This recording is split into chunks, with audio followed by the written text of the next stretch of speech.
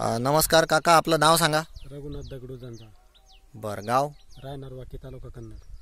बरं. आपल्या हातामध्ये हे जे दोन कांदे आहेत, तर हे जे आपलं कांद्याचं पीक आहे, हे साधारण किती दिवसात झालं? 40 दिवसात.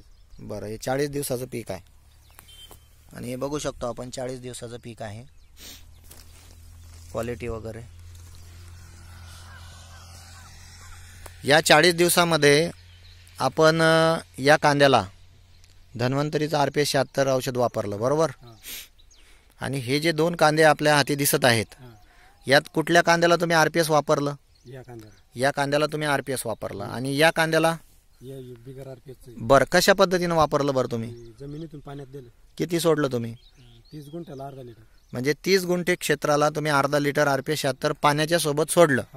आणि त्याचा तुम्हाला फरक कितव्या दिवशी जाणवला बरं? तरी 10-15 दिवस. 10 ते 15 दिवसामध्ये तुम्हाला काय फरक जाणवला? मुळी, हिरवेपणा. बरं, म्हणजे कांद्याची क्वालिटी वाढली, क्वालिटी, साईज, कांद्याची साईज वाढली आणि पातीची क्वालिटी वाढली. आणि ज्या भागामध्ये तुम्ही RPS 76 सोडलं नाही, बरोबर, तर त्या भागामधल्या कांद्याची साईज आपण बघू शकतो किंवा साईजमध्ये काय फरक आहे. आता हे डिफरन्स आहे. म्हणजे मी दोन्ही ठिकाणचे कांदे असे घेतले की बा जे मोठे मोठे आहेत, बरोबर. म्हणजे ज्याला RPS 76 सोडलं त्यातला पॉवरफुल कांदा आणि ज्याला नाही सोडलं त्यातला पॉवरफुल कांदा, बरोबर. तर या दोघांमध्ये आपल्याला फार तफावत जाणवते, जेणेकरून दुप्पट, बरोबर. म्हणजेच बघा, ज्याला RPS 76 सोडत नाही आपण, त्या कांद्यामध्ये जर ग्रोथ म्हणसाल तर फार कमी आहे, परंतु याची अफाट अशी ग्रोथ झालेली आहे. म्हणजेच काय, साईजला जे आहे ते कांद्याला फार चांगला रिझल्ट भेटल, आहे का नाही? म्हणजे साईजला भेटलाच आहे. आता आपण बघू की हे बघा, ही कंडिशन आहे ज्याला आपण RPS 76 सोडलंय. आणि तुम्ही ते क्षेत्र दाखवा जिथं तुम्ही RPS 76 सोडलं नाही. बरं, या क्षेत्रामध्ये तुम्ही RPS 76 सोडलं नाही. आता याच्यातला सर्वात आपण हे क्षेत्र आहे ज्याच्यामध्ये RPS 76 सोडलं नाही. याच्यामध्ये जो सर्वात चांगल्या क्वालिटीचा कांदा आहे की ज्याला पाती जास्त आहेत. आता पुन्हा आणखी एक उपटा, तुम्ही पुन्हा आणखी एक चांगला उपटा, ते दोन्ही बाजूला ठेवा. सगळ्यात जास्त चांगला ज्यादा पाती असलेला, बरं का, हां, तो उपटा. म्हणजे हां, हे त्याची साईज तुमच्याच हाताने आता तुम्ही निवडलाय. अजून एक निवडा लागला तर याच्यात बघा, याच्यात ते बघा, तो जास्त मोठा दिसतो ना, हां, त्याला उपटा. हां, हा बघा, हां, म्हणजे हा कांदा आहे या प्लॉटमधला ज्याला RPS 76 सोडलेलं नाही. आणि हा सगळ्यात मोठा आहे, बरोबर, सगळ्यात मोठा आहे, आपण बघू शकतो. आणि यामध्ये तुम्ही उपटा, यामध्ये ज्याला आपण सोडलंय या वाफ्यामध्ये तुम्ही सोडलेला आहे, सगळ्यात मोठा कांदा उपटा तुम्ही. तुमच्याच हाताने आपण बघू की सगळ्यात मोठा कांदा उपटल्यानंतर दोघांमध्ये काय फरक आहे. याला मुळी जादा आहे.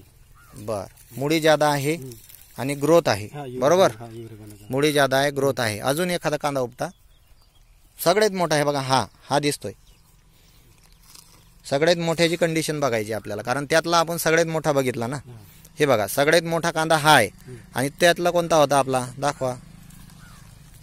हा कांदा आणि तो कांदा, बाकी कांदे ठेवा खाली.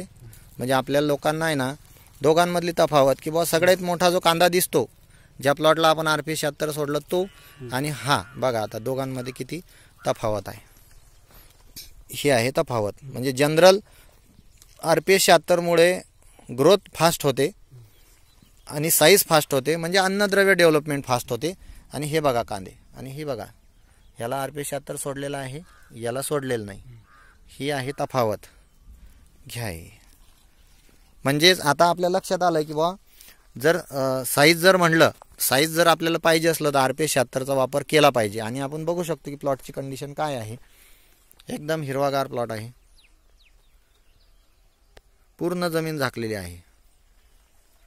आता इतर जे शेतकरी आहे यांना आपण, आपला काय सल्ला असेल बरं RPS 76 बद्दल?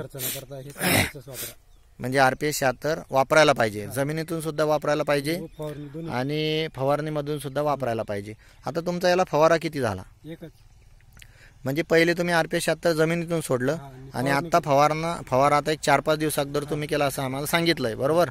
म्हणजे हा जो रिझल्ट आहे हा एका बॉटलचा 30 गुंठ्याला खालून सोडण्याचा तुम्हाला मिळालेला आहे. या अगोदर तुम्ही ह्युमिक ॲसिड वगैरे काही सोडलं होतं का?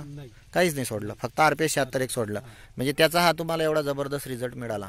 बरं, ठीक आहे, धन्यवाद सर.